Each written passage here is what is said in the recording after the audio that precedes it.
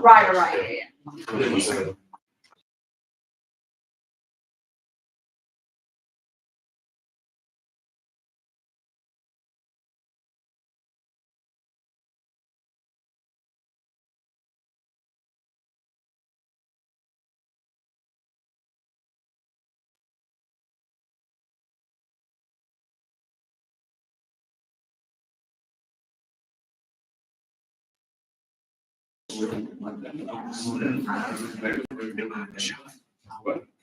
That's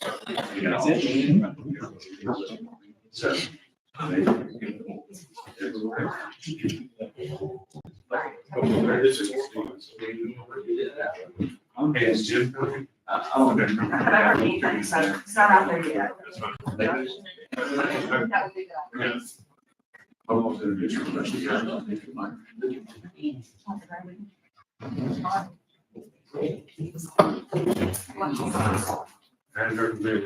we got 4 of them. Okay. Go ahead. What you thinking? Go ahead, right? Yeah, we got 4. You got a warm, Yes. 4 o'clock. Okay. All right, well, I'm gonna, yeah.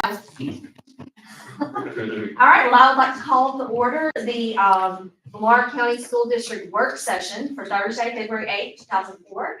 And we will begin, okay, I'm sorry. We'll begin by approving the agenda. So I'll need a motion and a second for the approval of the agenda. Yes. So moved. Second. Okay, all in favor? Aye. Okay, all 3 of us are in favor. And then, next. Okay, I'd like, yes. For a few minutes? Just wanted to make sure this is a work session, it's not a regular school board meeting. We won't vote on anything, there will be no vote, this is just discussion about some future things that we're looking at. We do have some special guests with us today. Hunter Andrews is our civil engineer, he works with us a lot in district projects, and Mr. Norton as usual. We also have Jim Young that should be on his way, that's supposed to be here. Jim Young is a bonding attorney that helps us work with any type of bonding issues that we have, and is here to help and answer any questions that you may have about that. So I just wanted to kind of be upfront and just get that out there that this is not a question and answer. This is not a public forum. This is just a work session for the board. It is public. It's being streamed on our YouTube channel so that we can have those conversations and have people listen in, and hopefully we have a lot of people listening because we have some exciting things to share for this meeting. And that's another thing I'd like to just preface this is that there's some exciting things, there's some exciting opportunities for our school district coming up to really set us apart and do some difference and actually benefit our students in their path of learning. And so one of the problems is we have a lot of options. We have a lot of options, and that's kind of what I'd like for us to focus on today is kind of setting a path of where we want, what options we want to explore. And I got some things that I don't want to steal my thunder because I've got a whole presentation that I worked on putting together. And so let's go ahead and start with the presentation. The first thing I want to do is I want to remind us of our new mission statement. And in our new mission statement is the mission of Lamar County Schools to provide equitable learning opportunities in safe environments. And I think that's where we're going to focus today is those safe environments, just environments that challenge, motivate, and empower 21st century learners. Then I want to also our strategic planning goals. We have 3 goals in our strategic planning process. Come on in. I'm here. Yes. Look at Hunter Andrews showing up. Yeah. Oh, wow. So in our strategic plan, so in our strategic plan, you can see that we have teaching and learning because that's our main focus. That's our job is teaching and learning and challenge, motivate, and empower, and skills to promote social and personal well-being. But the third goal, as you can see, was what we'll be focused on today is our 21st century learning environments. So we'd like to kind of go through our student enrollment, kind of give you some context or some kind of lay a foundation of kind of where we are looking and what our student enrollment projections are going to be. Right now we'll start, and these are all alphabetical. I tried to talk about largest to smallest, this, that, the other. You always get, well, you started with Lumberton first, so you like Lumberton first, no, like most or whatever. No, it's just alphabetical, okay? So right now, in our Lumberton zone, we have 564 students, which is 11 student increase from last school year. And you can see that we had a little dip in our Lumberton Elementary, but we gained 16 students in Lumberton High School. You know, we have an enrollment or a demographic study done every year so that it can help us forecast and look at options and from student enrollment. And in that demographic study that we have done, he takes things like birth rates and home building licenses. I mean, he takes all these metrics and puts them into and can forecast based on prior years' experience and growth potentials and things like that. And so you can see this is the projections for the next 10 years, all the way out to 2033, 34. You can see that he projects a higher and a lower limits and, you know, what the medium limits. And so he kind of gives himself some error or some range. And for Lumberton, there's a 43 student different range from the lowest number to the top. It does show kind of trending downwards, more or less if you look at median, but when you're talking about we have 538 students versus 522 students, if they're now, let me these numbers here in these projections do not count pre-K students. Okay, so we have 2 pre-K classes in Lumberton. One's part of a collaborative, so the other one is our pre-K class, and so those numbers aren't in this. And so these are just kindergarten through 12th grade on the projections. Oak Grove, as you can see, we gained 59 students this year. Last year, we had 5,000, at the end of last school year, we had 5,680 students in Oak Grove. This year, we have 5,739, and it breaks it down by our schools. And you can see it's kind of a hodgepodge difference between gaining and losing students. And honestly, those numbers probably have changed since January 10th, you know, so but you can see that overall we've gained 59 students. The projections for our area in Oak Grove looks like this. And when I saw this, the first time, Mr. Young, how are you? This is Jim Young, he's our bonding attorney. So our enrollment in Oak Grove, when I first saw this, I kind of scratched my head and thinking, well, how or why is this? And so when you read through the report, you start seeing and I'll use Mr. Carlisle as an example. His parents were in Oak Grove. They stay in Oak Grove. He's come back and his wife, and he has a child. And so we have an aging population in Oak Grove that has staying put, that there's not a lot of opportunities for growth because it has grown so much already.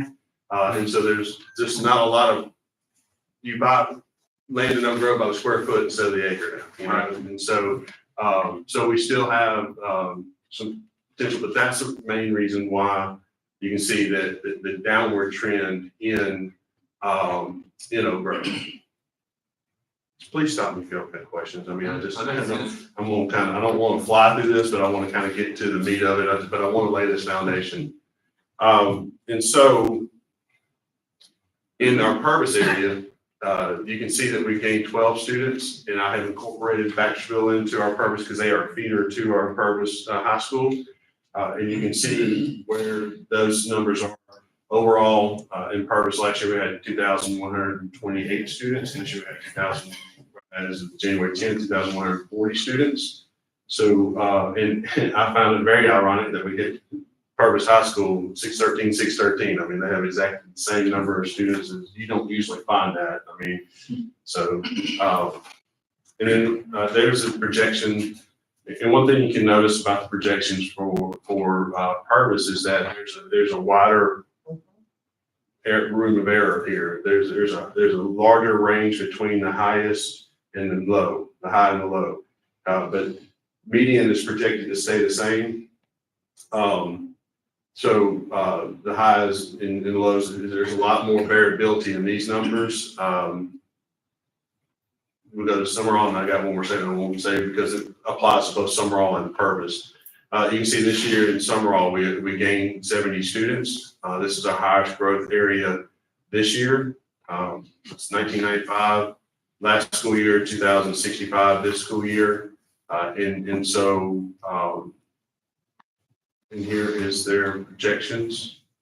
You can see it's not as wide, okay, but there is some still wide area there. It's projected to stay the same, or you can see the high and the low. So taking into account with Oak Grove having kind of reached capacity for building and families moving in, what we're seeing is that we're starting to see families move towards the Summerall Purvis area and finding land. And so those are our two areas that we project and look at for our growth areas. And so just wanted to kind of put that out there. So as a district, you can see last year we were at 10,306 students at the end of the year. This year we're at 10,514 students. And I always like to make sure that we point out, and I don't know, because a lot of our public don't realize is that, you know, there's only 5 school districts out of 139 school districts in the state. There's only 5 that are larger than us. And then we're the 6th largest school district in the state. This is a potential student enrollment. So what the demographer did on this is he basically used prior or past growth calculations to project out. And as you can see, it projects out to be in the next 10 years to be, you can see that upward trend because that's what we've experienced. The only downward trend that we've had in our enrollment has been COVID. And so in COVID, we saw a downward trend of people enrolling in kindergarten, and then people moving to other places, that sort of thing, loss of jobs and things like that. Since COVID, we've been back on our upward trend. And so taking that out, we have, when you take out the COVID, it's still that upward trend, and there's nothing to say that it wouldn't be. I think it has slowed some, but we can see how it's still going to project out in the next 10 years. Okay, want to kind of lay another part of the foundation is kind of talking about where we are with the 2005 bond issue. Jim, if you want to jump in any of this, in 2005 we issued a 20-year bond. It produced $43 million. At the time we levied it. At the time that it was voted on, the public voted on increasing 11 mills. That's what the vote was. But between the vote and actually levying and requesting the funds, our millage had gone up. The value of our mills gone up to the point that we only had to levy to generate the 43 mills. Only had to generate the 9.3. We only had to levy the 9.35 mills. With those mills and that bond, we built Summerall Elementary. The big projects were Summerall Elementary, Bellevue Elementary, which was Oak Grove Lower and Upper at the time. We consolidated, just want to remind that. Purvis Lower, Baxterville Multipurpose Building, which the multipurpose building also has a library, also has classrooms. And so it wasn't just the multipurpose gym type area. There's also some classrooms in the library. The Purvis Performing Arts Center was built with that bond, but it has a band hall in the back as well. And so those are the main projects. There was a few other little things that were done. But, what I'd like to also point out is that since we did this bond issue, you can look at projects we've done that were outside the bond issue, like the 2-story building in Purvis. Longleaf was built outside of the bond issue. Tell me, Jennifer.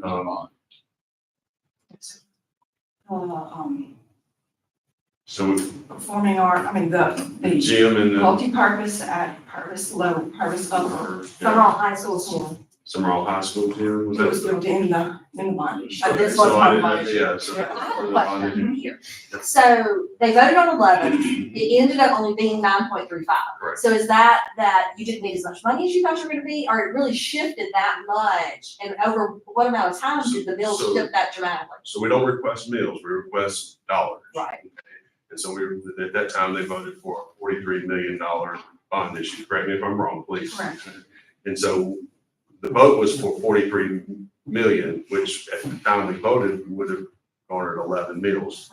But by the time it went to actually acquire the funds, it only took. And how long did y'all wait for that to see? So it's not a long period of time. Now if the bond issue was passed today, it takes a few months to get the design, everything ready for build and then bid. So, I mean, less than a year. So you're talking in less than a year that it It went, shifted that but it dramatically. went, it shifted into the next fiscal year or the next tax year, so, but the valuation of it had gone up, so at that time that it took, less And mills. obviously the mill continues to rise Correct. with more and more. The mill projects in doesn't, place. the mill's not, the worth of the mill has continued. Right, I'm sorry, that's. And that lowers, this goes up and then it lowers the number to get So that. it is a possibility that even with, so the no tax increase bond, so at our current, so we're current 9.35 mils. No. Tell me what it would be, I'm sorry, We're just 5.5 for argument, now. so 5.5, so if we stay at the 5.5, it is possible that by the time we actually rolled out the contracts to build, that we would have even more than what we're projecting. That makes sense? The assessed valuation would be more. And we wouldn't go below that number at that point, and so it would be possible there'd be more money to do more things with. Well, Again, we have to request. We'll talk to Yeah, I mean, yeah. Yeah. I'm really We're gonna- studying this We're gonna process. defer to the expert. Yeah. I'm impressed. I mean, those are. I've been really trying to understand this. Very good questions. Just to add a little bit of color commentary to it, keep in mind that when they were trying for the election, preparing for the election in '05, it's a factor of what's the value of the mill then versus what's the value of the mill when you issue the bonds. And it's not really when you issue the bonds, it's the next tax year when the mills go on. So there is a gap in time during which the value of the mill may go up. But also keep in mind, it's also a factor of what are the interest rates? Because the interest rate changing between when you're when you announce the bond issue versus when you sell the bond, rates may go down, which require fewer mills. And, there is a gap in time between when the district announces it wants to do a bond issue and it has the election and it issued it. So there's a tendency on the front end to be a little bit conservative in estimating what the mill might be. So that hopefully the surprise is a pleasant surprise. Like the this. mills are running projected. So several factors come into play. Can I ask a follow-up question to that? So given the fact that the 05 bond doesn't roll off until 25, so we would have some time to play with there until we actually, is it levy the bond? What's the phrase? Yeah, or Issue the bond. Issue the bond. And so I guess what I'm trying to say is, so if it continues, if it continues to rise and we have more money, do we have to have everything listed in the initial bond that's ever gonna be built out of the bond money? Or does it, or, you could end up with an additional $10 million, I'm of course shooting the moon here, then so you could build something else. So that's my question, what happens when the numbers don't line up or you fall short? That's why I have gray hair. Right, you got a guesstimate of what we think we need. To try to answer the question, and I say this somewhat jokingly, to some degrees, it's horseshoes. Because we're trying to get close, but nobody knows what the rates will be. Nobody knows what the value of the mill is going to be. So to do that, then there's no one way to go about it. But generally, what you were trying to do is the bond election would state a maximum principal amount. Set your ceiling of what you could borrow.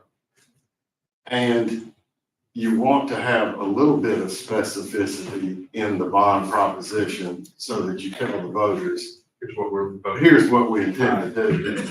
But we also would draw the project description broadly enough so that if you had some money. Grading left over. That's right. We could throw it in. That's right. Okay, thank you for the clarification, and I'm sorry if that was way No, out of no. the line of where we are right That's why now. we're here. So- That's the purpose of having this meeting. I mean, I wanna seriously, know. yes, absolutely. And because if you got that question, maybe someone at home or somebody watching has that same question. So please, there's no bad or dumb or wrong question. Just, we need to, that's that's why I think this is so important that we do have these questions. So, hey, Dr. Gray, would you call Terrence? Would you call Terrence?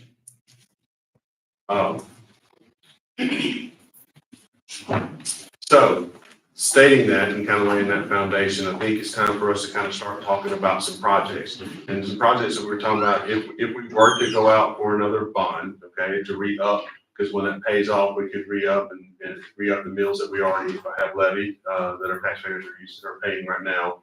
But I don't want to define ourselves, because we have been able to do so much outside of a bond that, long leave, what are some other, we've done some other Did projects. the, performing arts at Oak Grove High School, Yes, the, we did addition to Oak Grove High School, and it's not just performing arts. We've done some additions to. Well, some Summerall classroom Elementary got an additions to- Yeah. Summerall Elementary, Longleaf, and Baxterville. We've added classrooms Classrooms to, there. Summerall Middle. Summerall Middle, we've added buildings. So, cafeteria Cafeteria, cafeteria upgrade at Lumberton. We did the cafeteria upgrade a few years ago at Summerall High School. So. but I want to be clear, because I don't want this to sound like, bond is the only thing that we're looking at. I want us to look at a totality of things that we're doing. And so we've got some lists here, and it's not all inclusive and it's not finite, but I do think that number 1, 2, and 3 is something that if we were to decide to do a bond, those would be our big ticket item that we would need to have under our bond.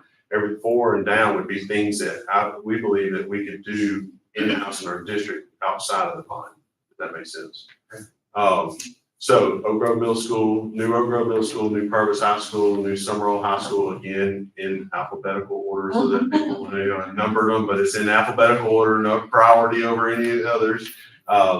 So the thing that, that we feel like we just have had several conversations, and what we want to do with the bond is make sure that we get as big as bang for our buck as we can. We want to make sure that we put every dollar we can into the building and not into the erroneous charges of this, that, or the other. And so all 3 buildings will be designed the same. We've been in some preliminary talks with some architects, and that will be a huge savings, not only from a design standpoint, but also a cost saving, because it's just like going to Costco or Sam's and you buy the bulk items, and so you're building the same buildings so that you're using the same materials and those things as you're ordering. All 3 will be built on 16 section land, so we don't have to purchase land. Land in Lamar County is increasing value every day, and so you could look upwards to $1 million to build buy just land for a site or a school and all the extra things that you have to have, especially with high schools and maybe athletic facilities and things like that. So that's why I put a note down there for cost savings. Also, 1 through 3 will give us an opportunity to remove all the portables off of every campus that we have, from Summerall Elementary to Purvis Upper Elementary to Oak Grove Middle School, even Oak Grove High School has portables, and so I think sometimes, I know we do a great job of hiding those portables and keeping them from sight of our public. Oak Grove Elementary has portable. So, those are things that if these 3 things don't allow us to get rid of all of them immediately once we open these buildings, it will get us on a path where we can start working towards getting those portables out of our district. So then for Oak Grove Elementary, we've looked at building a new office building. Right now, the offices at Oak Grove Elementary are in old classrooms that we have turned into offices. And so if we build a new office, it would actually help secure that location better. It's an open campus. We've done things, fencing and controlled access to really help with the safety. And I feel like it is a safe, but if we were to put a new office there, we could close off that campus. We can have the vestibule where you walk into one door, you have the waiting area where you can talk with the receptionist, and before you get into the building, that sort of thing. Purvis is our location that doesn't have, we got 2 gyms in Oak Grove, we got 2 gyms in Summerall, and so Purvis is, that gym has seen us, it's reached the end of its life almost. It's still, we'll still be able to use it, but it just cannot accommodate. I was at the South State volleyball for Summerall and Purvis played. We actually had to turn people away because of reaching limits, of capacity limits. And that's just something that we don't ever want to turn anyone away from seeing their children or grandchildren or neighbors or whatever from participating in sports. But, when the fire marshal says we have to limit the numbers, we have to limit the numbers. We continue remodeling. If we build a new Oak Grove Middle School, we don't, some of those buildings, and we can continue to, we're right now, I sent y'all pictures of, very excited about the bathroom renovations that we have. I think they look phenomenal. I mean, I think it's going to be something great. So we're going to continue to renovate Oak Grove Middle School, and I got some options to where we could go with those plans. Lumberton Elementary PE room, they have one gym, but they also need an elementary PE room so that they can have an indoor space to be able to have activities and actually have a stage so they can do some choir stuff. Kind of very similar to what we have in our other elementaries, like Purvis Upper Elementary and those PE rooms, even Lower Elementary, Summerall Elementary has the same. And then I threw in that district track and field facility, and that's something that, again, looking at district funds, but actually what Jennifer and I, we're going to start putting some proposals and requesting funds from our legislators. They can help us with some funds. And so I think that would be a project that we could do if we had some help from state fundings and grants and things like that we could do and try to minimize the impact to our local funds as much as possible. But I do feel like that would be something that would be doable. And so, that the spot would be yet to be determined, but that would be something that we get with Andrews, and he could help us look at the prime location so that all of our schools could take advantage of our track and field event. So again, 1 through 3 would be something that we would look at. Those are our big ticket items. Those are the things that we would look at doing if we were to go out for a bond issue, if the public would allow us to vote for that. I think that would be a reasonable request. And so the 4 through 8, again, not numbered in priority. It's just, those are the way they kind of came out. So I don't want to say one's priority.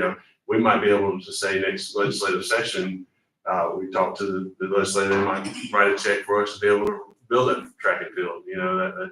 There's a lot of factors. I think you have to understand, there's a lot of factors that go into a lot of this stuff that's up here. Okay.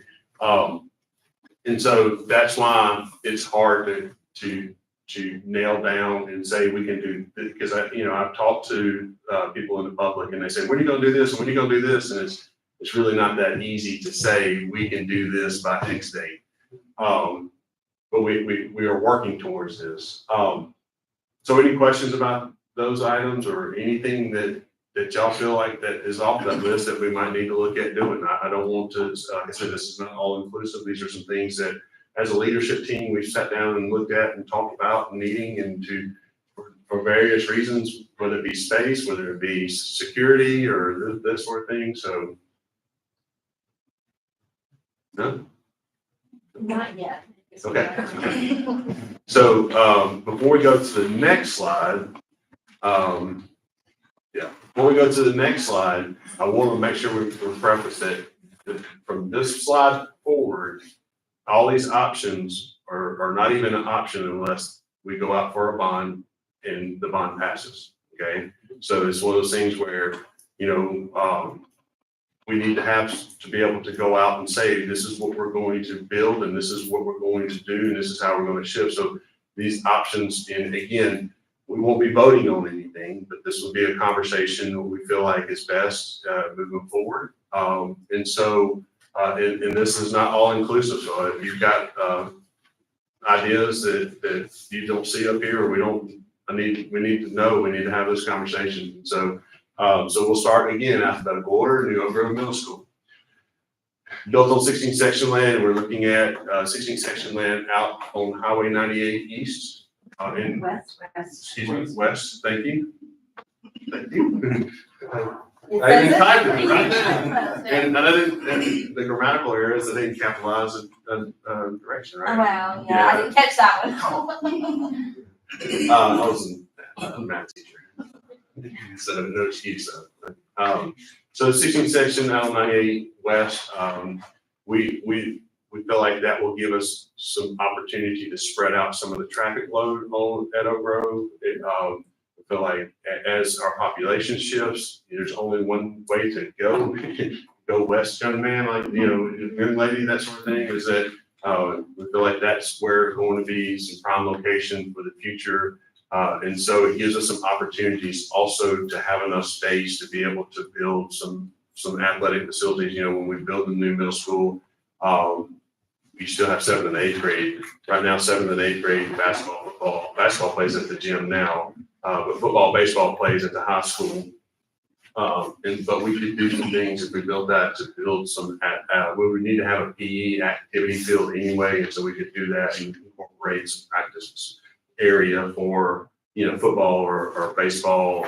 And we would have a gym, a full court gym that wouldn't have bleachers. You wouldn't be able to have competition, but you would be able to practice in the gym. We're going to implement a band hall, and rehearsal rooms and things like that. One idea that we've talked about is a cafetorium. I don't know if you know what a cafetorium is, but Dr. Gray and I visited St. Charles Parish this past weekend to see what they were doing. It's a great school district in South Louisiana. We visited one of their high schools that had a perfect example of what the cafetorium is. It's basically an open area with a higher ceiling in it so that, you can have cheerleading practice. You can have your mats. You can bring it out. They can have cheerleading practice. You can have archery practice. You can have, so that, cafeteria tables can fold up and roll away. And to me, one of the most underutilized spaces, and anytime I've been a building level administrator, is the cafeteria. It's used in the morning, in the afternoons, and so we envision having a kind of a central cafeteria with it having a big open space, and then you can shut off the serving lines, and then we can use that space throughout the day to be able to have our practices, to have whatever dance, cheer, archery. The list can go on and on. So then I already talked about practice in the PE field. We're going to build these 3 buildings the same, design the same. So with approximately 900 student capacity, and that would fit the 7th and 8th grade. And when you saw the trend as far as the trend of enrollment, so we feel certain that we would not need to add on to that with the 7th and 8th grade. We would be able to fit all of our 7th and 8th grade from Oak Grove into that facility. But off the top of your head, do you know what the 7th and 8th grade numbers are right this minute? If it was broken down, it was broken down by the total middle school. Yes. And but since because I think that's one thing that's very important to me is that we aren't short-sighted, Yeah. that we don't move in full. I think that the last thing we want is to bring 100%. more trailers in. So we want to make some room for some growth because, they can predict all day long. Oh, yeah. But, next thing we know, there's some, fantastic thing that happens in Hattiesburg, or we have Katrina, heaven forbid again, and we get a big influx of people. So the last thing that I want to do is move in the capacity of 50. So to grow. Total students at Oak Grove School. Total students at Oak Grove Middle School right now is 1,270. Great. So sixth grade, 7th and 8th, or 6th and 7th? Whatever. I mean, just All right, so- give me a third. all right, A third's gonna So count. there's 404 6th grade students, there's 418 7th grade students, and 425. Excuse me, 6th grade is 404, 7th grade is 418, 8th grade is 425. So you need it Yeah. right now. So and if we build it to 900 student capacity, that would still accommodate those 2 grades. With like 20 to spare. About 50 or so to spare. If the 2 largest 425. Okay, about 50, 18 Yeah. plus 25. So 50 this year. That'd be 2, I guess you say extra classrooms. Won't say extra because you don't usually ever have extra. There's not as much growth space for 900 in the Oak Grove as there would be in the Curtis High School. And when we sit down, okay, so when we sit down with the architect, one of the requirements of the designing of a space like this would be that it is easily added on to. We're wanting to build 2-story structures, and so that if we needed to add on, say, 4 classrooms, we just had to add on the footprint of 2, and you just add up. And so, that's one of those designs that you can easily add on to, but, for the foreseeable future, nobody can, we all see the future, we'd be putting it all in red right now, or black, whatever you saw. But, we feel that capacity would be able to house and accommodate those students. Question? I'm gonna put a pin in it. Okay. I'm gonna have a So- question in a minute. So what are some options in this case with Oak Grove Middle School? Okay, option 1 is just go ahead and add and build 6th, 7th, and 8th grade. Some early cost estimates is going to be somewhere around $30 million to $31 million for this building at 900 student capacity. If we were to add a third of the students, we wouldn't have to add a new cafeteria, we wouldn't have to add a new gym, we wouldn't have to add those common spaces, but we'd have to add classrooms. So, simple math would be a third more students, a third more cost, but if you discount it for all those square feet that you can have common areas. So I would say somewhere between 5 to 7 million more, and that would be pushing. We would have to go some additional mills to get that on the bond issue. Another option would be to move 7th and 8th grade to the new building and keep 6th grade and have a 6th grade academy at Oak Grove Middle School. Again, we're renovating, we're updating, and so we would be in our the buildings, the newer buildings at Oak Grove Middle School.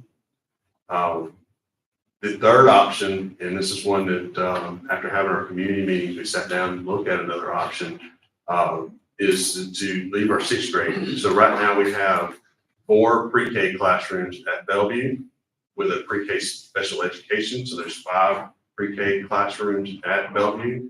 We have 2 pre-K classrooms at Longleaf with a special education classroom there at Longleaf. We have 2 at regular pre-K classrooms at Oak Grove Elementary with a pre-K special education classroom. One option would be to renovate the front building at Oak Grove Middle School and turn it into an early learning center for all of our pre-K. It would allow us to consolidate our services that we provide our pre-K classes, because, with our 3 to 5 year olds, I'll just use my wife as an example. She's this pre-K speech language pathologist, and she's at Longleaf. She would be able to see students there, and not have to just be Longleaf. She could see students, we don't transport pre-K students, and so with the 6th grade staying at Oak Grove Middle School, it would be a logistical issue that we'd have to do to transport the pre-K or K through 5 to the elementaries and then get the 6th grade to Oak Grove Elementary. And this, our parents would have, our pre-K parents would have to bring them to the center at Oak Grove Middle School. Which they have to, that's wrong. Yes. We have a small population that we do due to special needs, that we do transport, but that would be even better because we would be able to not just localize our routes. We wouldn't have to have 3 buses, we could have 2 buses that would pick some of the students up. Well, so is there room at each of those buildings for, so you said, so for example, Bellevue we know has a capacity. Yes, so let's take them one at a time, okay? So Bellevue is Oak Grove Elementary, Oak Grove Lower and Oak Grove Upper. We built those at a capacity of 750 students. Right now they're at 1,120. I had it up there earlier. And so we have the capacity at Bellevue Elementary now, but bringing those 4 pre-K classrooms in that one sped would definitely have the capacity there. At Oak Grove Elementary, if we were to build the office building and convert those offices back to classrooms, and so when you pull off pre-K kids, and you convert the offices back into, we feel like we can accommodate in our largest sixth grade class in W. And so we would be able to accommodate the, sixth grade at Oak Grove Elementary. Longleaf, we would look at either 2 to 3 more classrooms that we would have to add on to Longleaf to be able to accommodate the sixth grade at Longleaf. One other thing I would like to mention that would be a positive for option 3 of putting the sixth grade at our elementaries is that when our teachers are certified, you can, with an elementary education certification, you can teach any subject in the elementaries, kindergarten through sixth grade. Okay, you have to have a special certification for pre-K. Okay, but kindergarten through sixth grade, you have an elementary ed certified. You can teach any subject that we have a need for. Okay, and so at the current time with our sixth graders being at middle schools, we have a conflict of I can teach sixth grade, and so when we have a fluctuation in student populations at our elementary schools, we can shift teachers. You teach second grade this year. If it's a bigger class and a smaller class is coming up, we can shift the teacher to third grade, or we can shift them down to kindergarten if we need to. And so by putting the sixth grade on those elementary campuses, it will allow us to allocate our teacher units in a much better way. That's such a great point. It's something I had never considered, that if I'm a middle school principal, I'm not hiring someone who's a sixth grade, because then I can't use them for seventh and eighth. Right So now, that's a lot of sense. our middle school, and Dr. Gray could probably attest to this because he was a middle school principal. When you're hiring sixth grade, you definitely, right now, we are looking for people, Seventh and eighth. seventh and eighth grade teachers, because you don't know when you have those population shifts or lower, that teacher might need to teach sixth grade. But it would be easier, it would be, I hate to say easier, but it would be more effective use of our teacher units. We'd be able to hire, I'd say easier hire, but No, we'd be that less makes certain. Well, and I also say I want to speak to that, I have a sixth grader standpoint too. So the biggest fear of most fifth grade mamas is the sixth grader going to the middle school.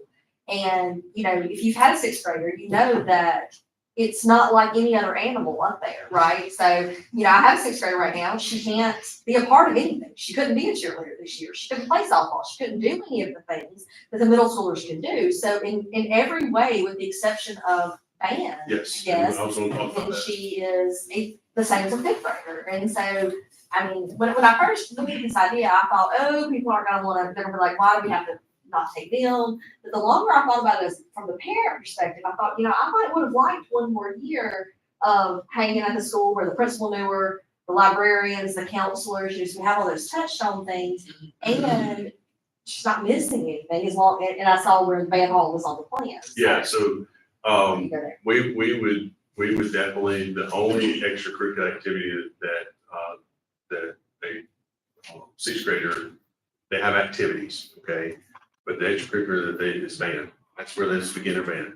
But in our Oak Grove zone, we would have our directors, and it's not unheard of. I can tell you, I've been in 2 other school districts where band directors travel to the elementaries, and they would have band, especially within Oak Grove, with the elementary starting earlier, then they have more flexibility in their time in their day to be able to schedule. And, it might be that I have 2 directors go to this school, 2 directors go to this school, 2 directors go to that school. Then they come to the middle school to have their middle school band, and then they head to high school, to do the high school, start the high school back or whatever, they can work those out. That is typical in most schools. I'll say that. We're currently doing that at Baxter. Yes. Directors. Correct. in Baxter. Yes. So they aren't less. So it would not require an additional building, we could just use the same music facility that we're using, or it Yes. would actually include No, on the elementaries, we would have to work out logistically where we have our rehearsal halls and all that stuff. And, those are some areas that we would have to look at doing. But when you're talking about spreading out those, and to me, from a recruiting standpoint, those band directors being on the campuses would be a good recruiting tool for those younger kids, and being able to have them involved and pull them in. Right now, our directors just went through every middle school to recruit, and they won't have to schedule special times. They could just schedule.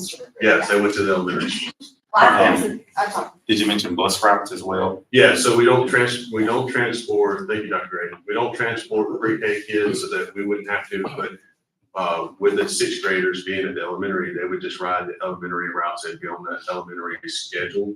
And so, it would actually, and I'll just say this, and I don't want to, pre-K car line, you have to do things different for pre-K students. They're smaller, they're, this, that, and the other, they're not as independent. And so what slows up our elementary car lines a lot is our pre-K students. What slows up our mealtime at our elementary school is our pre-K students, because you have to open the milk, you have to open, we have a teacher or assistant with those kids to be able to help them with food, that sort of thing. So having the early learning center at Oak Grove Middle School there at the front, that would give us more flexibility to be able to, one, consolidate our resources to be able to get a bigger bang for our buck, so to speak. I would also say academically, pre-K is unlike the hard thing to for some people to understand is that pre-K is just a kindergarten class, it's just a feeder to, but they're a lot more involved with fine motor skills, socialization and playing well with one another. So that they do have academic goals, but a lot of it is working with students to socially and to work with them in fine motors and that sort of thing, so that they can get to the academic stuff. And so we could house, our early learning, our director, our parents as teachers in some of those areas to be able to do some things there in that building, so that it just would financially, it would make a lot of sense. And also, not just financially, but from a student standpoint, from our pre-K standpoint, if we have a teacher that is out sick at, say, if we had two at Oak Grove Elementary, have a teacher that's out sick, a pre-K teacher that's out sick, then you can't find a sub for a pre-K teacher. I mean, they have special certifications and things like that. With them being all at one center, then they can pool their resources and have people cover that class and be able to make sure that we don't have the interruption of learning during those times. So, yes, The 6th, 7th, 8th grade model Yeah. that we see, you see it's that? it's in there. It's in. No, I won't talk about summer all in purpose too, because we have 6, 7, and 8 in purpose and summer all. Right, in this district, but in other districts throughout the state, do you see that a It's a lot? hodgepodge. I can tell you from the districts I've been in, it's either been K through 8 or K through 6. Okay, and so, and I can speak from the prior district that I was in, because I was a middle school teacher before I became an administrator. And at that time, because it's basically 6th, 7th, and 8th at that school, but the first year I became assistant principal, they built a new primary school and then shipped 6th grade down to upper elementary. And from a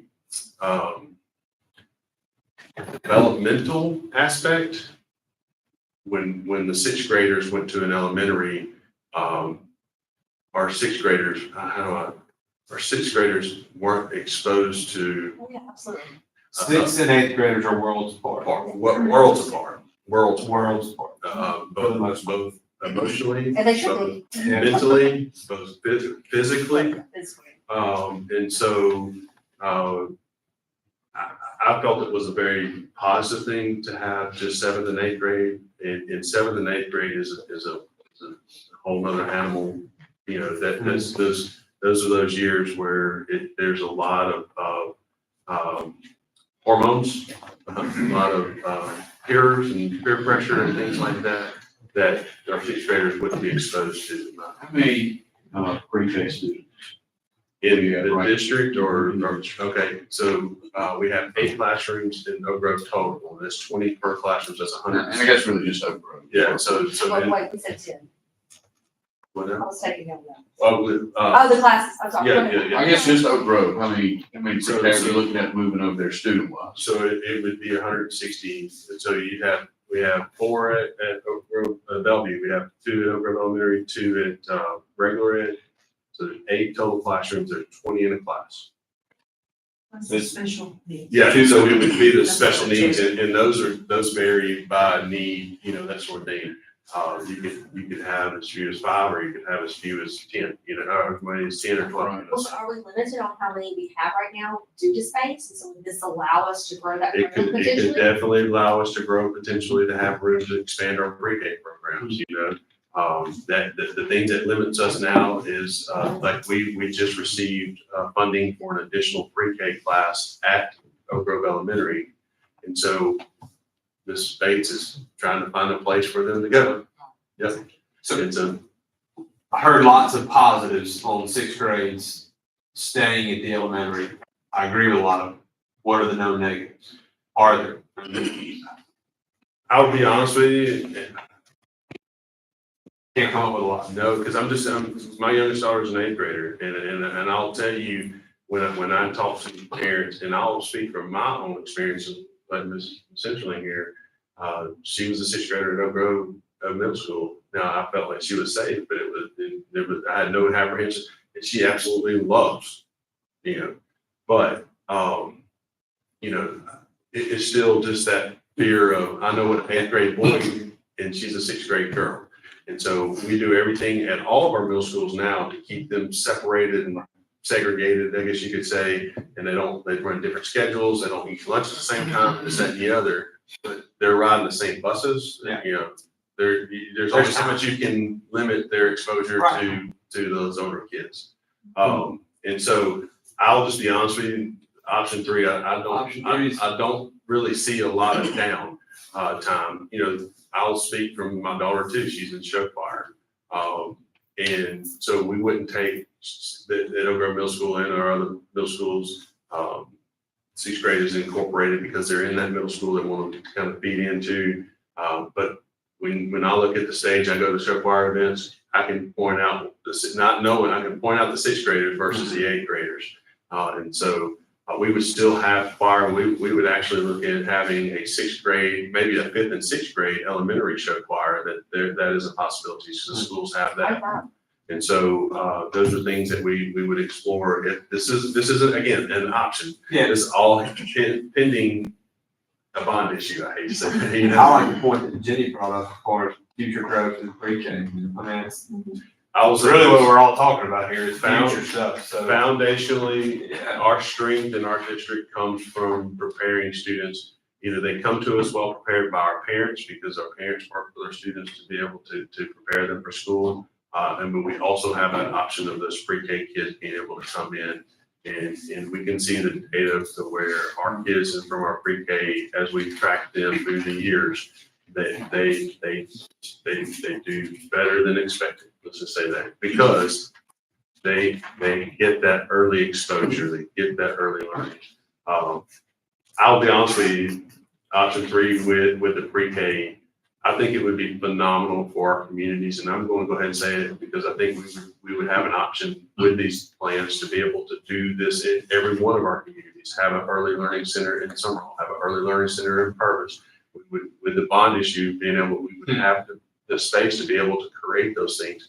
I would love to have a resource room where parents could come in. If my child is born and I need to have some resources, our parents as teachers have options to be able to work with our parents to be able to do the things and have a center where we can solely focus on early childhood and to be able to move forward. I'll be honest with you, I really like that idea, and I'm an old high school teacher. I have seen through the years how much benefit our pre-K provides, and I'm a firm believer. And I love going on this side. They call me, are you the president? Go on this side. When I first heard about the 6th grade deal, in Oak Grove, potentially not moving them to this new school, I had some apprehension about it, because in my mind, junior high, 6th, 7th, and 8th grade, right? Because that's what my kids are doing. Great. And I have a 6th grader and an 8th grader, and they live in the same house, and I can tell you they are very different. They love to fight. But I love option 3 in this scenario here. And I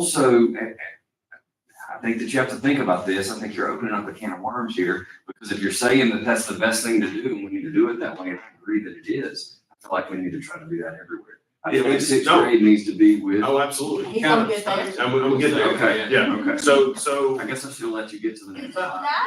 yeah, so right now, right now, K-6 at Lumberton, we already have K-6 at Lumberton. And so if this option comes available, and I'll, you know. So I don't know Summerall as well as I know Purvis, but I know in Purvis, I feel like we absolutely have the room to do correct, something if like we that. built the high school, then we would have the opportunity, and I'll go ahead. So this is the same thing in Purvis, looking at 16 section land that's across, the Highway 11, pretty much right across, right south of our transportation director, Petinia's barbecue, right south there, across from the baseball field. It's all 16 section land. And so same, as you can see, 900 student capacity right now, at Purvis High School. 615 students at Purvis High School at this point. But think back, and that's why I basically laid that foundation of the student enrollment. We could see our biggest expansion in Purvis and Summerall. Okay, and so, you know, by the time we build this, we could be the same as what we would be at 800, you know. I really like that extra pass. Yeah. So, you know, option one, once we build the high school, we move 9 through 12 over, we move 7th and 8th grade. There are some buildings in Purvis that we, you know, I think that we have to have a conversation because, they've reached when they built in 1933, they have, we can't put any more lipsticks on those pigs, okay? And so, we would have to go forward with looking at mitigating some of our core structures, but we still have enough room to put 7th and 8th grade at the high school building that we have now. We can move 5th and 6th grade, staying with that 5th and 6th grade at the current Purvis Middle School. That would relieve us some room at Purvis Upper to be able to have and look at maybe having an early learning center there in the front of Purvis Upper. You know, those are things that, again, getting down in the weeds, you know, it would give us room to be able to look at doing a lot of different things. Are there trailers at the current Purvis Elementary? Purvis Upper Elementary, there Right, is. so not this would Purvis. alleviate that. Yes, there's 3 trailers on the back that make a little horseshoe. As soon as we built the high school, we moved these, we ripped them up. Pay the money to get rid of them because you had to pay to get rid of them, but it's better to get rid of them. But that would open up some space. So, And probably in the high school too, if you, I mean, they're not gonna fill the high school with just that thing, even if you had to remove some buildings. correct. And there's some outbuildings, annex buildings that we could look at, turning in maybe to an early learning center type deal. There's, you know, those 3 odd buildings, you know, you could look at, doing. So right now, at, how many, Dr. Gray, how many are pre-K? Do you know? And Teresa has gone to some training in Jackson, or she'd be able to answer this question. I'm trying to remember how many pre-K classrooms we have at Purvis Lower now. I think it's 2. 2, I think it's 2 as well. But so but given, and we're seeing growth in our, and we're at capacity at Purvis Lower right now. And so pulling this pre-K over to early learning center 2 would give us more options for that for the lower elementary. So I don't have option 2 and 3 for Purvis because, I mean, but you could look at configuring and looking at, I mean, it's just like you could move those pieces of puzzles around. But I think that would be the general direction that we would look at going. And if y'all had any other ideas, I'd be open to any other configurations. But again, this doesn't take place unless we, you know, build a new high school. Then for the Summerall, as you can see, built on 16 section land and out Highway 44, 4 miles outside of town, 4.4 to be precise. We have 16 section land out there. We would build a new high school. We start with a new high school for 9 through 12. Then the plan in Summerall would be, because they have some of the most aging sports facilities as far as football, the football and baseball field. We had to move softball outside of town years ago because of the flood zone. There's a creek that runs, and just about every year we get rain, the outfield baseball fence we have to repair because it washes out and falls. They actually built a deck out behind that field to help stabilize the fence so it wouldn't wash down or wouldn't fall down because of the floodwaters. It's the football facilities, especially the locker room and those things are probably our worst athletic facilities that we have. And so once we get to high school, then we could start looking at a plan with district funds to be able to move our facilities out there gradually, methodically, and have with with the hopes of having our high school and all our athletic facilities there in one area. So not our, the initial bond. Yeah, the athletic facilities would be, from preliminary calculations, if we do a bond and we want to keep it to, hey, let me rephrase that. Our borrowing capacity is 117 million. We're right at 107 million. We take off the 10 mils is that correct? That's right. Okay. And so we could borrow up to $107 million. It would just be, what is the appetite of our public, Right. But we feel comfortable of keeping, as close as possible with borrowing. If we feel comfortable, if we can build the two high schools and the middle school, then we can start notching away at whatever else we need through other monies, whether it be state money, whether it be grant money, whether it be, district money. We have a variety of funding opportunities that we could look at. And I'll just say this, and I won't, say publicly to whoever's watching, Ms. Hession and her team at the business office is a phenomenal job. We have so many options because of the house we've been able to manage and be fiscally conservative and do the things that we've done to be able to set us up to be to have this exciting opportunities for our students. So again, similar to Summerall, similar to Purvis, Summerall would be their 7th and 8th grade, the middle school and high school in the same area. We would be able to move our 7th and 8th grade into the high school, and then have 5th grade come over, and it mirrors somewhat of what we're doing in Purvis is have 5th and 6th grade there. And I still think we would have an opportunity to find a place for an early learning center so for Summerall Elementary, which is at capacity now, we're at 950 students, pre-K through 5th grade. Bringing the 5th grade off of Summerall Elementary and bringing that pre-K off and get rid of those portables, and we have room to meet the growth as we can solve with the student enrollment. Potential growth there is high as well. So, timeline.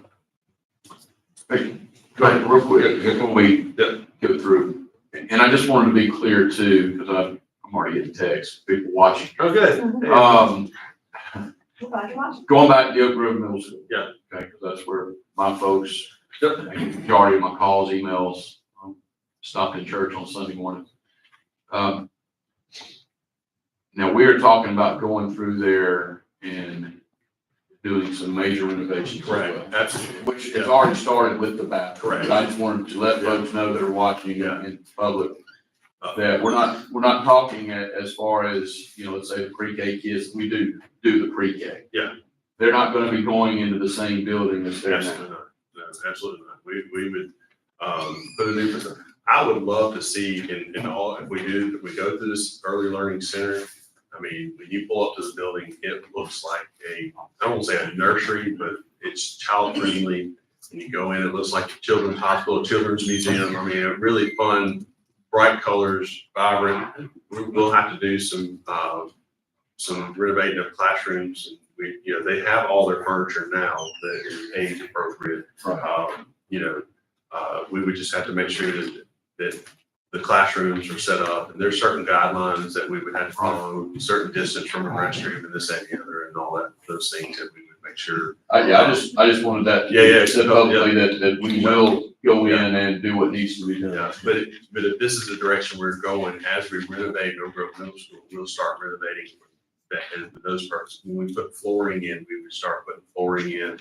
That's a goal of ours. Is that right now there's BCD tile that but we wanted the luxury vinyl. And so we would look at putting the luxury vinyl that would be a little bit kiddish while the middle schools are there, but it would be perfect for pre-K. That's the reason. The rooms, the paint, and all those things that we would do. That they would give us some opportunities to start. Yeah, absolutely. We're not gonna put, our kids in a bad building or poor looking building. So, those are some things that, we would do moving forward.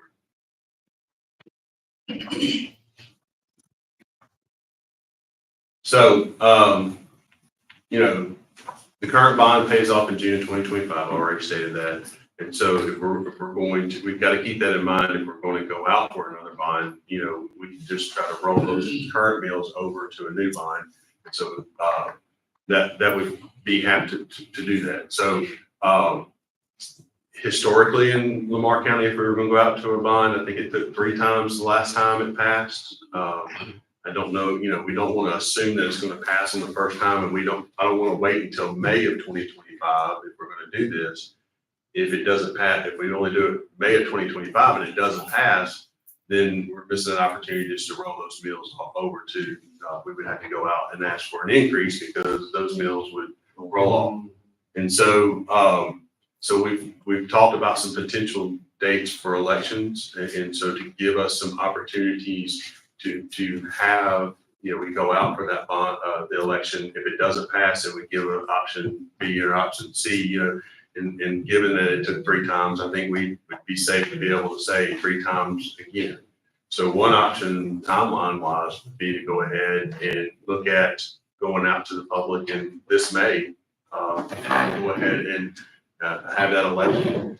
There's nothing wrong having an election in May. It actually helps us start planning sooner because once the vote comes in, we have 2 years. 2 years.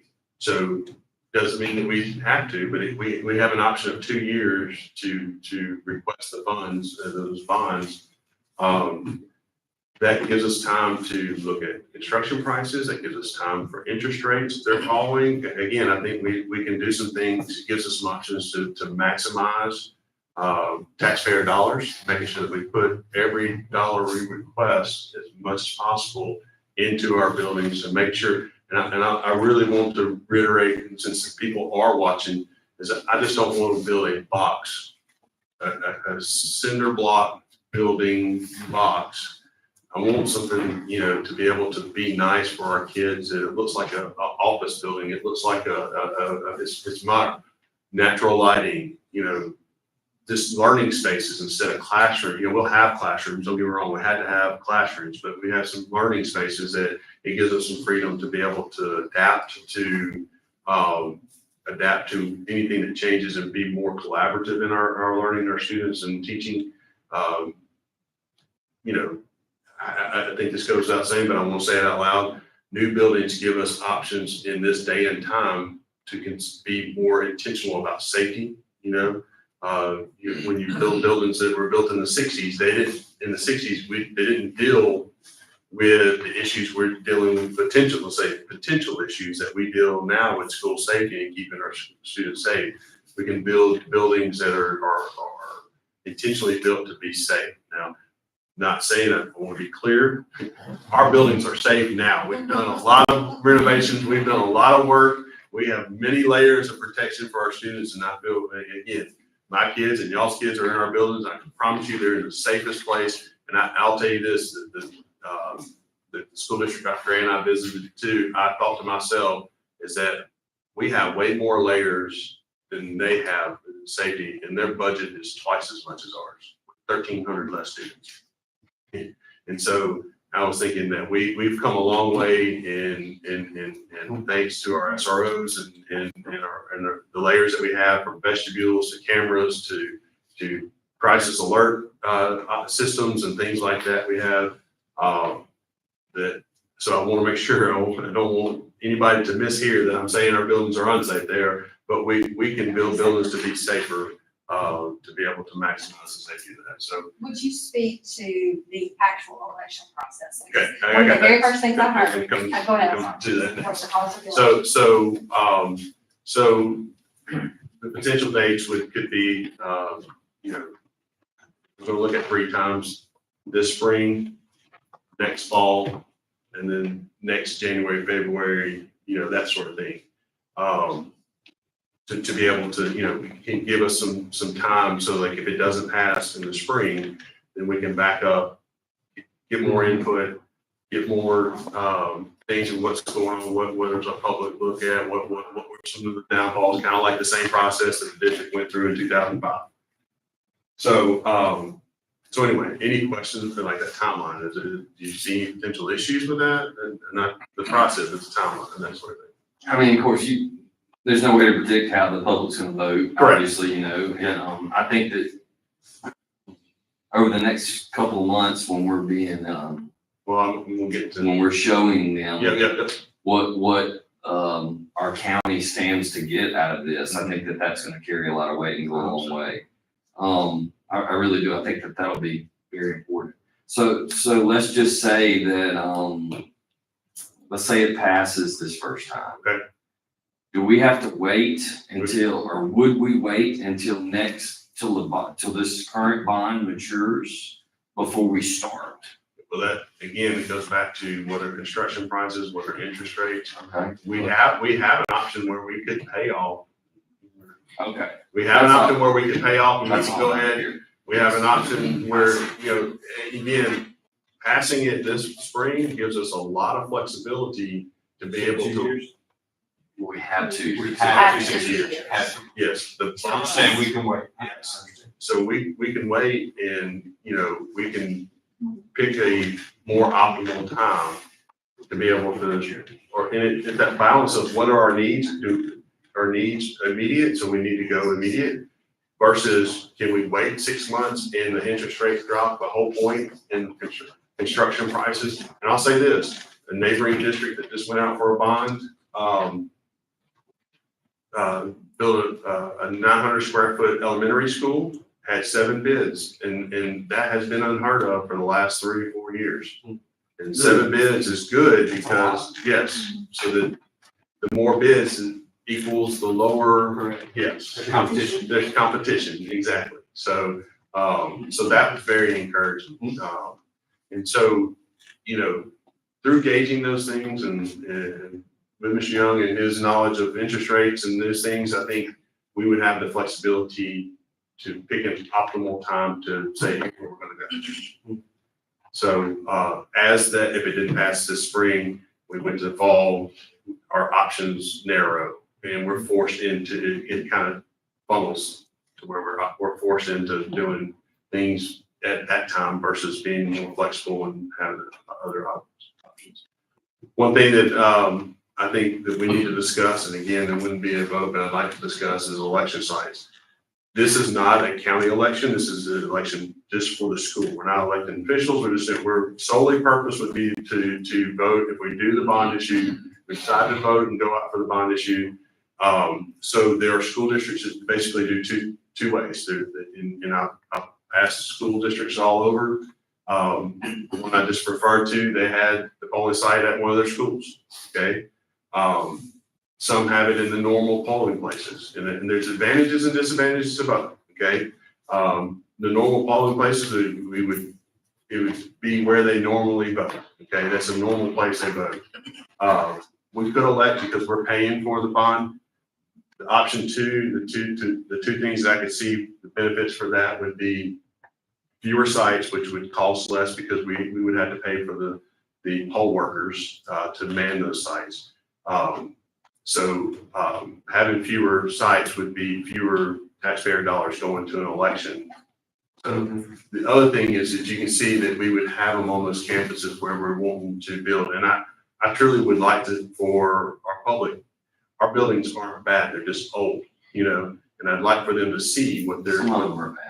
Okay, I'm trying to be nice publicly, you know, yeah, you're right. Yeah. Some of them. You know, it's a I would balance like because for the public to see. Yeah, and so that would be something that, that would be another thing that having our polling places, and if we were to do it, we would have the vote to go out for the bond, in enough time that we could have absentee voting And that would be, so if someone couldn't make it, or if it was too far, well, they didn't request an absentee vote, and they could vote absentee. So, that's one of those things that I plan on, these are some questions I'm gonna ask, in our next steps. Sorry. Go ahead. Another thing that just came into mind with, potentially the voting precincts being, voting places being on campuses, we would, I assume, have to look into enhanced security. Correct. With all those folks. Yeah, coming up. so we would limit access to campus. They wouldn't be able to go. So let me go back. Thank you for asking the question. So like at Lumberton High School, we're in their gym, the front parking lot, It'll be from campus. it'd be the front of campus. They would only be able to go into the polling, into the gym to vote. And we'd have parking there. We'd clear that front parking lot. At Purvis High School, the side parking lot on the gym, we would ask the students to park behind the football stadium for that day. They would only be able to come in that side entrance to the gym. There's a side entrance in that parking lot. The Oak Grove Middle School, we had that whole front parking lot that we ask everybody to park in the back 40, Yeah. and then we'd clear that whole front parking lot, and they would, they would not gain access to the building because we have that foyer and all that. They would have to go to the gym, to the front. And then somewhere all the old gym, we would clear the parking lot on the side of the new gym and the auditorium, and they would go right into the old gym. So those are some logistical things that I've asked our chief of police to start kind of contingently planning, not putting pen to paper, but start thinking about how do we, and I really like to be on our campuses, but how do we do that safely? Right. You know what I'm saying? And so to make sure that we can keep our children safe. And so, anyway, those are some things that we would work out, but it's a great point that's brought out. You would go to the location closest to you, or you go to the location of where your school So districts are? having conversations with Martin Hankins and Circuit Clerk, I think if we do that scenario, we would say, if you vote at X, Y, and Z precinct, you go here. Okay. If you go As Q, R, and S, you go here. Okay. We would have to be very communicate Right. and send out, Yeah, because I mean, if you don't have a kid in school, you might not even know before Correct. you sit it.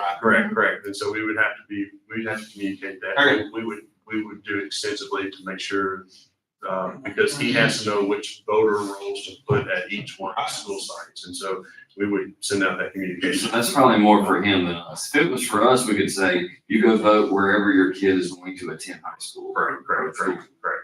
But for him, For him to know. He has that card. We can't just say you come in and vote, because you could go vote at Small, Oak Grove, Purvis, and Lumberton. sure, no, it's gotta be, Yeah. we need him involved. Yes, oh, absolutely. He has to be involved. Well, and I'm just, you said it, that it is a better use of taxpayer dollars to have it on the school sites. I mean, there's no way around that.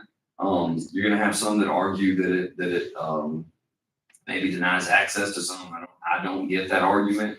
Well, You're gonna have some that say, oh, I can't go to my precinct that I voted at my whole life. Yeah. But it's very important for people to understand that, and I didn't know this, so I assume that the public doesn't, that, when we have an election in our county that, Or the- our board of supervisors, our board of supervisors, they contract out with Martin Hankins, and them to do the election. It costs money, right? And so we're doing the exact same thing. So we can either contract out with Martin Hankins and pay for all of these precincts, and poll workers and everything from else. 7 a.m. to 7 p.m. From 7 a.m. to 7 p.m., or we can do it on campus. And I felt like that needed to be said publicly. Okay. I didn't fully understand how an election worked, as far as how poll workers and how they're paid. They're not volunteering. They're not filming. I always thought they were too, yeah. So I just. Did you say who would work our polls? Yes. Do what Did now? you say who would actually Well, man our polls? Martin Hankins would have the poll workers. Oh, so we would. Yeah, so. And I think in any, I don't know, I hadn't delved into it a little bit deeper, but probably at any of these locations, the folks of wherever they normally vote, you're probably only talking an additional 10-minute drive, If that. maybe at the most. Yeah.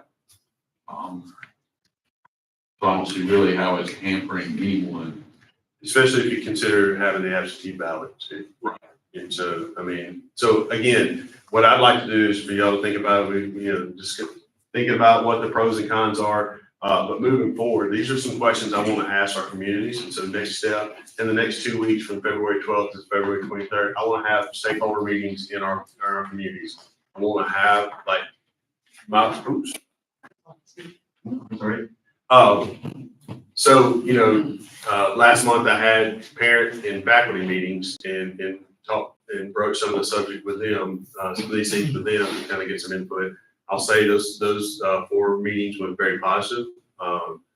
There were some great questions. Felt like we had some good answers, and felt like overall they were positive as far as the bond issue itself.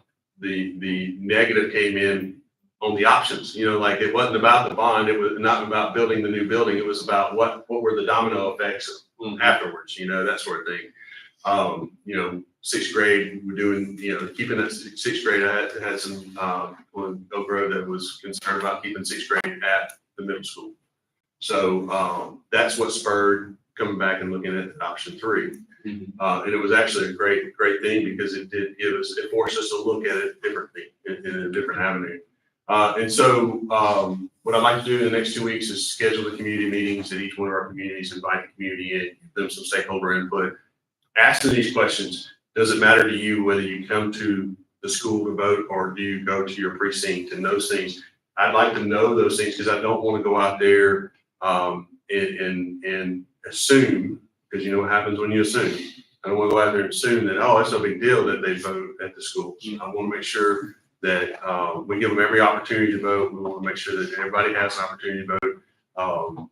But if it's not a big deal to our community that they go to the school to vote, then that could be an option that we look at.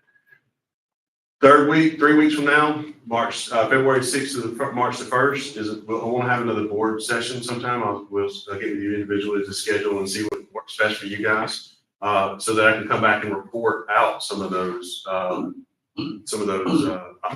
I've gotten, the input that I've got from our community. And so,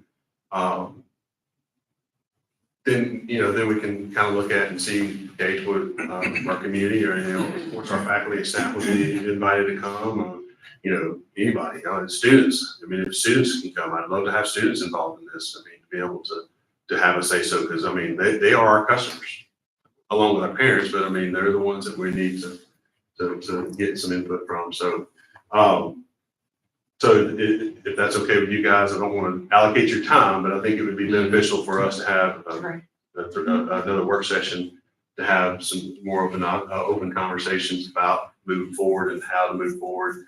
And so I think the big things that we're looking at is, when do we want to go out for a bond and re-up the mills that we have currently? 2, when do we want to have that vote? Where do we want to have that vote? And those are some things that I think moving forward that I'd like to nail down within the next 2 weeks, so that we can come back and report to you guys and have a better sense of what the community feels like. Is that your last? Yep, that's it. That's it. Okay, I Yep. have a couple questions. Okay. We need to have Jim just kind of talk through the process of a bond issue. I mean, that, just so y'all know, if you decide to do this, it's a lot of steps. And that's his business, so he can help us kind of talk it through. To answer some of the questions, I think, but. It's been a great session, great presentation. Everything laid out, and this is exactly what you need to be doing now, just kind of thinking it through. I know Dr. Hampton's already had a number of community meetings. I was impressed by the point you raised, that some people were pushing back on the 6th grade and gone back and rethought it, talking about the polling places. That's exactly the conversation you need to have. You're exactly right. Some people are going to say, I prefer to go vote where I normally vote. So you have the luxury of some time to get that input. And I think you keep the flexibility right now to decide down the road where you want to vote based on the input you get. I would also echo just a number of good things I heard. the notion of if you have the election now, the spring of 24, it does give you options and flexibility. And we talked about that once you pass the bond election, you can issue the bonds over a period of up to 2 years. You can also, you don't have to issue all the bonds at one time. You can issue them all at one time. There are a number of districts where it makes sense to break the bond issue up. Well, see, we're building 3 buildings, so it could make sense for us to break Right, in that's right. three. That's right. Yeah. You have 3 years to spend that money, so that would, if we staggered it, That's it right. would probably help. I'll just, the example that quickly comes to mind was the Tupelo School District. Several years ago, they did a large bond issue. And we wound up doing that one in 3 series. Initially, a large series to take care of some of the larger projects. And then a year later, they did a small issue for some small projects. They didn't want to extend that payment period out so long, so they did a small issue.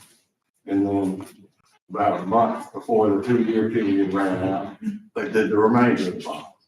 So I love that concept of if you try for your bond election now and it passes, a lot of options.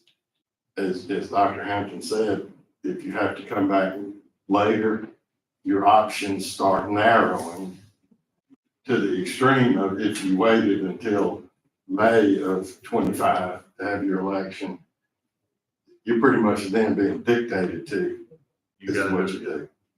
But to just hit the barest of highlights, hopefully, of the process.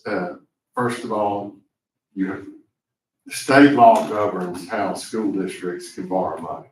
So there is as Jennifer said, a statutory process for issuing the bonds. And it basically breaks down to after you do this initial discussion process, at some point, the board comes back and adopts a resolution of intent to issue the bonds and a resolution calling the election. We would work with Rick on coming up with those resolutions. And again, what we would try to do is draw the box as broadly as possible within which you can work. So we would set a maximum amount of bonds. We would state in general terms how you intend to use the bond proceeds, but then leave you some flexibility so that if you have money left over, you can do other things. So the first official action is you adopt the resolution calling the election that sets the maximum principal amount. It names the polling places as a general summary of how you use the money. At that point, the statute says it's up to the county election commission to conduct the election. So that gets into what y'all are talking about with the circuit clerk. But you do have the authority to name the polling places. But once you adopt that resolution, hand it off to the circuit clerk does the mechanics of selecting poll workers. And particularly if you have the election at school buildings, you would have to go through what y'all are talking about, security concerns and all that. But then you have the election commission certifies the vote, and assuming it passes, you have up to 2 years to issue the bonds. And it's a work in progress. And as we go along, some things will become more obvious. Exactly how do you allocate the money? What are you using it on? When do you issue the bonds? And particularly, once y'all set the policy, this would be the sort of the working group to put the pieces together and come back to y'all for resolutions. But once you pass the election, you decide when you want to issue the bonds. There would be a subsequent resolution that you would adopt saying, okay, here are the details of the bonds we want to issue. And then you go through a process of selling the bonds. You get a bond rating, and there's other things that excuse me. And then you'd actually close on the bonds, but that's it, big picture. Any questions? I think that's particularly interesting that you're going to, so your bills will be set as you purchase your bond, right? So if you waited 3 years, it would be different, potentially. Excellent point. And that's, So and we're seeing obviously an upward trend, and Right. so it would end up being worth more and more if we staggered. should be staying. They're pros and cons. Yep. That is a definite. And they'll go up as your interest rates, you go up too, across the. At the end of the day, though, you still name a number. Still have You to have start to name a number. Well, So by naming that number, if the millage does go up, we still do that number. We just, are able to do it at a lower millage. Right, yes, at a lower Of number. course, your Which is what happened stakeholders before. want to see it happening right away. Immediately. It's not gonna be fast. Yeah, I It know. cannot be fast. Right. because- And we don't want it to be fast in some ways because we want to do it right. Sure. You know, we want to make sure we're intentional doing it right, not only from a financial standpoint, from a construction standpoint as well. I mean, and that's something I didn't mention earlier. One of the things about building on the sites that we have proposed, and I have Hunter here, so if you have questions about the sites, please ask him. Kevin's here, you know, he's our land manager too, he can answer. But the beauty about building on the sites that we have proposed is that we don't have to shut down any school operations. We don't have to do, you know, there are schools, there's a school in the coast, a high school in the coast that built a new high school on site of the old high school. And they brought in portables, put section of students, and they tore down this section of the high school, built a new one. And it's a construction nightmare, it's a safety nightmare, it's a financial nightmare. financial nightmare. And so what we're building these off-site is that the only thing that would slow a construction company down would be rain. Flow, snow or whatever. We wouldn't have to, snow, rain, whatever. Yeah. But hey, freezing temperatures and, you know, you never know, hurricanes or whatever. But so, you know, building at the site of the building is that they can set up, they can build, and they can go after it and not have to slow down. Would you agree with that, Hunter? I mean, okay. And I want to be upfront and honest, we have done some, preliminary work on these 3 sites that we're looking at. You know, there's some wetlands concerns that we will have to address. The site in Purvis with the old fertilizer factory, we're in a preliminary, looking at some, Department of Environmental Quality, looking at some of the, making sure that before we put a $30 million building on that site, we want to make sure that everything was mitigated and that soil is safe and it can hold a structure like it's supposed to hold and that we do it right. So we're working through that process with Hunter. He's just always just fantastic. And so I don't know if you have any questions about those sites or, I don't know. Okay. So again, next steps, because I always like to end on next steps, would be this, and I think we have some things that we've discussed. I want to continue that discussion with the community, and I'll basically take this same presentation and do the same presentation with our community members in each community, and ask them, you know, those questions about when would be the optimal time, where to vote, those things. I mean, and get input on the sites and get input on the buildings and those grade configurations.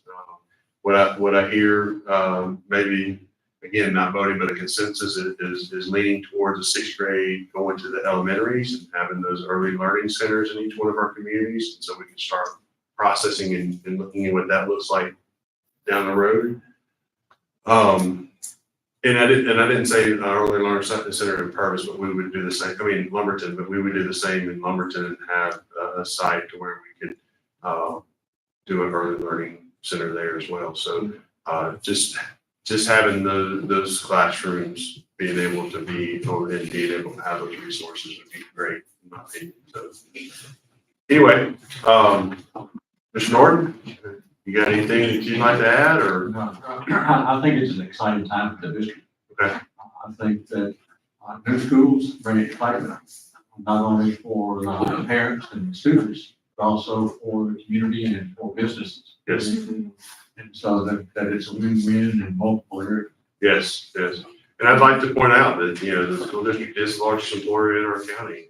And so, that speaks to the fact that people move here for the schools and they want good schools. And good schools can be academically, which we have taken care of, but also physically. And so that, what we're talking about here is the physical aspect of having good schools, safe schools, modern schools, I mean, and so, to be able to have a conversation of building 2 high schools and middle schools is pretty phenomenal. To be able to have that conversation and be able to be in a position financially to be able to have that conversation is very exciting to me. Because our elementaries are our best buildings right now, you know, and so, for the most part, so. All right, anything else? So I want to. Yeah, Call for a vote. adjourn, yes. Okay, so I guess if there are no more questions, then we will, take a motion and a second to adjourn the meeting. Second. All right, all in favor? Aye. And that passes. We are adjourned. Adjourn, thank you. Thank you all for being here.